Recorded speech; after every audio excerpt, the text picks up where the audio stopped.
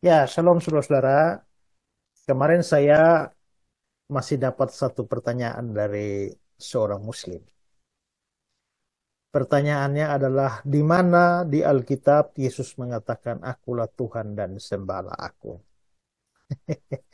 Ini pertanyaan klasik, pertanyaan yang sudah tua, dan pertanyaan yang bodoh. Tapi anehnya, masih ada juga dari muslim yang percaya bahwa itu adalah pertanyaan pamungkas dan mereka merasa bahwa itu pertanyaan yang akan membungkam orang Kristen. Nah, sebenarnya kita bisa memilih untuk menjawab pertanyaan ini dengan menyodorkan data-data Alkitab. Misal saja ya, bahwa sebenarnya ada kok di Alkitab di mana Yesus mengaku diri sebagai Tuhan. Di Yohanes pasal 13 ayat 13, Yesus bilang, "Kamu menyebut aku guru dan Tuhan, dan memang akulah guru dan Tuhan." Walaupun nanti kita bisa masuk pada perdebatan step selanjutnya soal makna kata kurios di dalam teks itu. Tapi seandainya tidak ada ayat itu pun, kita masih bisa jawab dengan cara lain, adalah bahwa ya, apakah Yesus itu baru bisa dipercaya sebagai Tuhan kalau ada pernyataan eksplisit dari dirinya sendiri bahwa dia adalah Tuhan? Tidak bisakah kesaksian murid-muridnya yang setiap hari makan, minum, tidur, bangun dengan dia itu memberikan kesaksian dan kita percaya karena kesaksian murid-murid? Atau juga kita bisa memilih menjawab dengan menunjukkan bahwa ada gelar-gelar tertentu yang dikenakan pada Yesus yang adalah gelar hanya untuk Allah saja, tidak cocok untuk manusia biasa. Misalnya dalam Yesaya 9 ayat 5 itu ya, namanya disebutkan orang penasihat ajaib, Allah yang perkasa, Bapa kekal, Raja damai.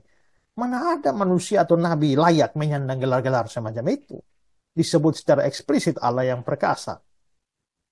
Atau kita bisa memilih menjawab berdasarkan Alkitab menunjukkan bahwa sekalipun Yesus tidak mengucapkan kata-kata "Akulah Tuhan dan sembahlah", tetapi dia memiliki sifat-sifat yang hanya bisa dimiliki oleh Allah saja. Misalnya dia punya sifat kekal. Dalam Mika 5 ayat 1 itu dikatakan permulaannya sudah sejak purbakala. Ya. Atau kita juga bisa menunjukkan bahwa dia mengatakan bahwa dia lebih tua dari Abraham. Sebelum Abraham jadi, aku ada. Di Yohanes pasal 8. Atau di Yohanes 17 ayat 5 dia mengatakan bahwa dia punya kemuliaan sebelum dunia ada. Berarti dia lebih tua dari dunia dong. Atau kita bisa memilih menunjukkan dari ayat Alkitab bahwa Yesus melakukan hal-hal yang hanya bisa dilakukan oleh Allah saja. Misalnya dia mengampuni dosa seperti dalam Matius pasal 9. Kan hanya Allah yang bisa mengampuni dosa. Yang bukan Allah tak bisa mengampuni dosa. Dan Yesus mengampuni dosa. Ya. Atau di dalam Yohanes 1 ayat 3 dikatakan bahwa dia menjadikan segala sesuatu. Dia mencipta. Masa Nabi kok mencipta? Jadi kita bisa memilih untuk memberikan jawaban-jawaban semacam itu. Tetapi saya ingin memberikan kepada saudara sebuah palu. Palu ini untuk menghantam kembali kepala orang Islam itu yang menggunakan pertanyaan semacam ini untuk menyerang kekristenan. Karena apa? Karena yang dituntut adalah pernyataan eksplisit, seolah-olah Yesus itu baru mau diterima dan dipercaya sebagai Tuhan kalau ada pernyataan langsung dari mulutnya. Kalau tidak ada pernyataan eksplisit dari mulutnya, maka itu harus ditolak, tidak boleh dipercaya. Ya, jadi kalau saya sebagai manusia, saya tidak bisa dipercaya sebagai manusia kalau dari mulut saya sendiri tidak mengatakan aku adalah manusia. Nah, tapi tadi saya bilang saya mau memberikan kepada saudara palu untuk menghantam kepala mereka sendiri. Karena apa?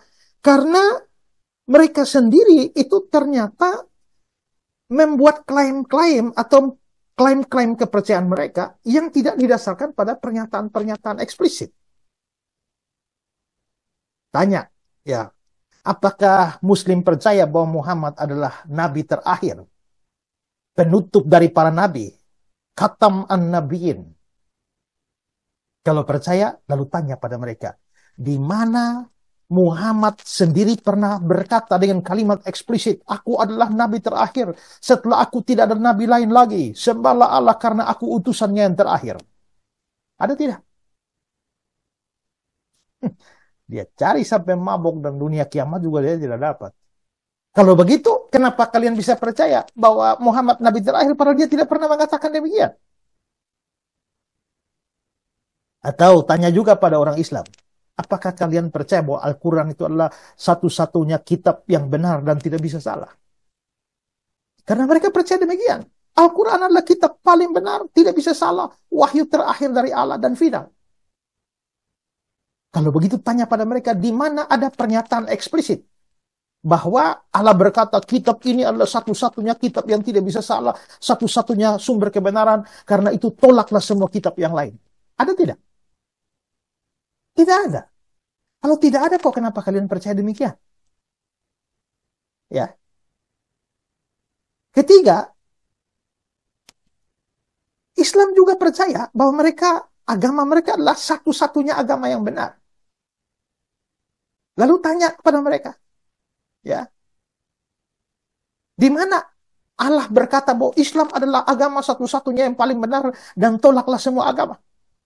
Adakah pernyataan eksplisit semacam itu oleh Allah di dalam Al-Quran? Ada tidak? Tapi kenapa kalian percaya kalau tidak ada? Kalau ada, coba tunjukkan. Ya, kalau segala sesuatu harus dinyatakan secara eksplisit, tanya lagi, kenapa Islam bisa menerima konsep tauhid? Apakah ada kata tauhid di dalam Al-Quran? Kata tauhid tidak pernah muncul di dalam Al-Quran. Tapi itu adalah sebuah doktrin yang sangat penting, dianggap sangat penting di dalam Islam. Kalau tidak ada pernyataan eksplisit dari Yesus bahwa dia adalah Tuhan, maka konsekuensinya harus ditolak Yesus adalah Tuhan, maka sama juga. Islam harus menolak bahwa Muhammad adalah Nabi terakhir, karena tidak ada pernyataan eksplisit begitu dari Muhammad. Tolak juga bahwa Al-Quran adalah satu-satunya kitab yang benar, karena tidak ada pernyataan eksplisit tentang itu. Tolak juga bahwa Islam adalah satu-satunya agama yang benar, karena tidak ada pernyataan eksplisit tentang itu. Dan tolak juga tauhid, karena tidak ada katanya di dalam Al-Quran. Jadi bagaimana? Nah, itu namanya palu yang menghantam kembali kepala mereka. Dari situ jelas bahwa kalau mereka tidak mau, mereka tetap mau ngotot dengan kepercayaan mereka, artinya kamu pakai standar ganda dong. Kalau tidak ada di dalam agamamu, kamu bisa percaya. Tapi kamu menuntut harus ada pernyataan eksplisit Yesus adalah Tuhan, baru kamu mau terima dan mau percaya dia adalah Tuhan. Sebenarnya nggak peduli lah, uruslah saja agamamu sendiri toh. Ya, kenapa harus mempersoalkan agama kami? Kami punya dasar kepercayaan sendiri dan konsisten. Ya, kalau kamu dengan pertanyaan semacam itu, kamu hanya membuktikan ketidakkonsistenan Islam dan falaksi, kesesatan berpikir dari Islam. Makanya sebelum menyerang agama orang lain, coba pakai dulu serangan itu, standar itu, untuk menguji kembali agamamu. Itu lolos tidak? Kalau tidak lolos, maka lebih baik diam daripada sibuk dengan agama orang lain. Ini yang pertama ya. Nanti saya akan kasih lagi palu-palu lain untuk menghantam mereka. Tapi ini palu pertama. Oke? Itu saja. Semoga bermanfaat. God bless you.